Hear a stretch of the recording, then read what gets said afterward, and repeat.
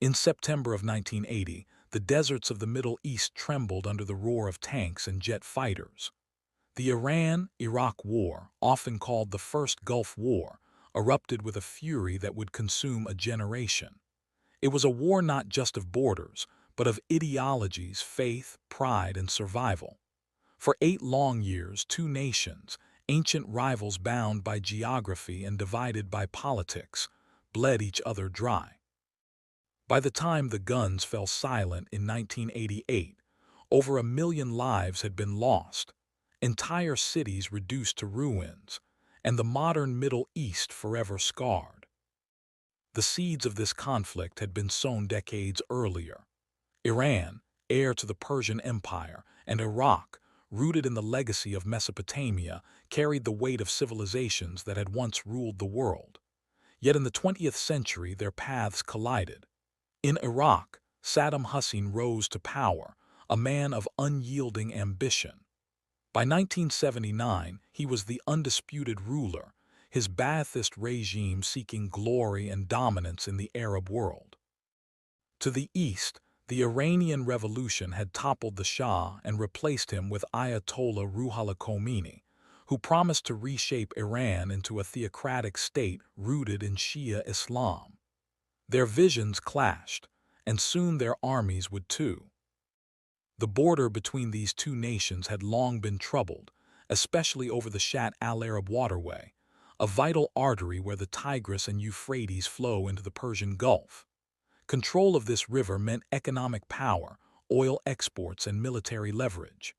Saddam, convinced that Iran was weak after its revolution and purges of the military, believed the time was right to strike. In September 1980, Iraqi forces crossed the border, launching a surprise invasion into Iran. The early days were brutal. Iraqi jets bombed Iranian airfields. Tanks rolled through Khuzestan, a region rich in oil and strategically vital. Saddam declared that he would humble Iran, capture Abadan and Khorramshahr, and force Tehran to accept his terms. Yet Iran, though weakened, did not collapse. Instead, the revolution galvanized its people. Khomeini framed the war as a sacred defense of Islam, declaring it a jihad. Millions of young Iranians, many barely more than boys, volunteered to fight. They carried with them not only rifles, but also plastic keys said to symbolize entry into paradise, should they die in battle. The Battle of Khorramshahr became one of the war's most iconic struggles. Iraqi troops stormed the city, but Iranian defenders held on with staggering determination. Street by street, building by building, they resisted until, after weeks of savage fighting, the city finally fell. Iraq celebrated its conquest, but Iran mourned with vows of vengeance. The war, instead of ending quickly, had only just begun. By 1981, the tide began to shift.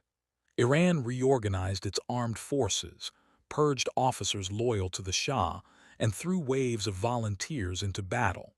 Human wave assaults, often costly and horrific, overwhelmed Iraqi defenses.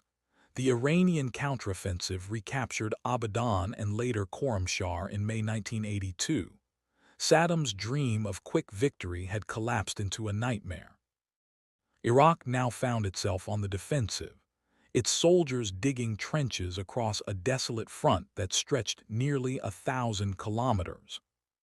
The war descended into a brutal stalemate, eerily reminiscent of the First World War. Trench lines carved the desert and marshlands. Artillery thundered day and night. Poison gas drifted across the battlefields, used first by Iraq in 1983, marking one of the darkest chapters of modern warfare. Villages and towns became ghostly ruins. Soldiers lived in mud and fear, often fighting for mere yards of ground at unimaginable cost. Iran pressed the war beyond its borders, determined to topple Saddam's regime. Tehran called it the road to Jerusalem and declared that no peace could exist while Hussein remained in power. Assaults were launched deep into Iraqi territory, striking Basra, the country's second city. Iran's leaders hoped the oppressed Shia of Iraq would rise up and join them, But the uprising never came. Instead, Iraqi forces, armed with superior weapons purchased from both East and West, fought back with tenacity. The international dimension of the war was as complex as the fighting itself. Iraq, though ruled by a secular Ba'athist government, received support from Sunni Arab states fearful of Iran's revolutionary zeal. The United States, still haunted by the hostage crisis in Tehran, tilted toward Baghdad, providing intelligence and economic aid. The Soviet Union, too, supplied weapons to Iraq. Meanwhile, Iran, isolated and sanctioned, relied on smuggling networks, clandestine deals, and sheer determination. The infamous Iran-Contra scandal revealed how even Washington, publicly condemning Tehran, secretly facilitated arms sales in the shadows. As the war dragged on, another front opened, the Persian Gulf. Oil tankers, carrying the lifeblood of global economies, became targets. Both Iran and Iraq struck at each other's shipping in what became known as the Tanker War. The United States eventually deployed its navy to protect the flow of oil, leading to tense encounters with Iranian forces. In 1988, tragedy struck when the USS Vincennes, misidentifying an Iranian passenger plane, shot it down, killing all 290 civilians aboard.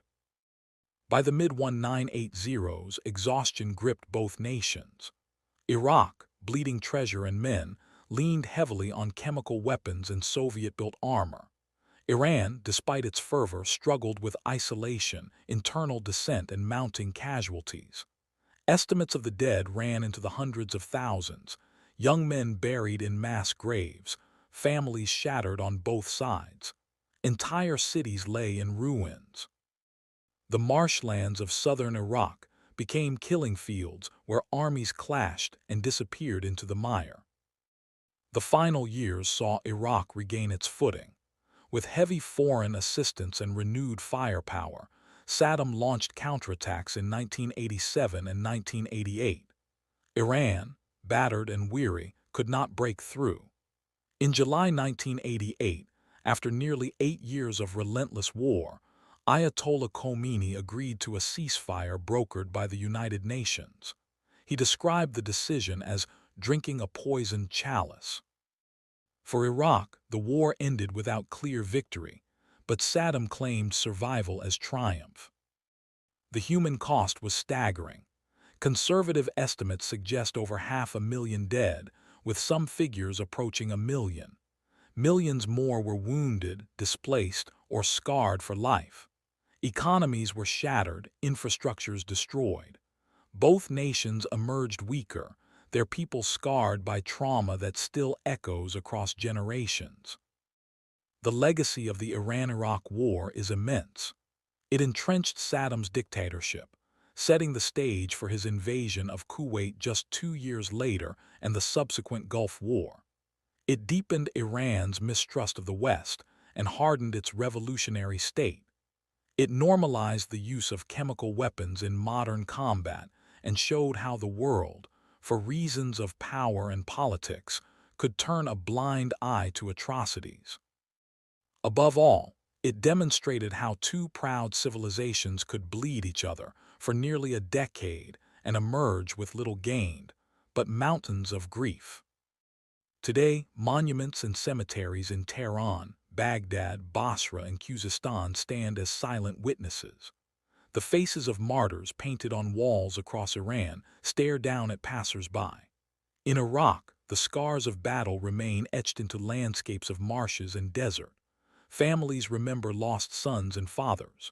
Historians still debate the turning points, but for those who lived it, the war was less about maps and strategy and more about survival, dignity, and loss.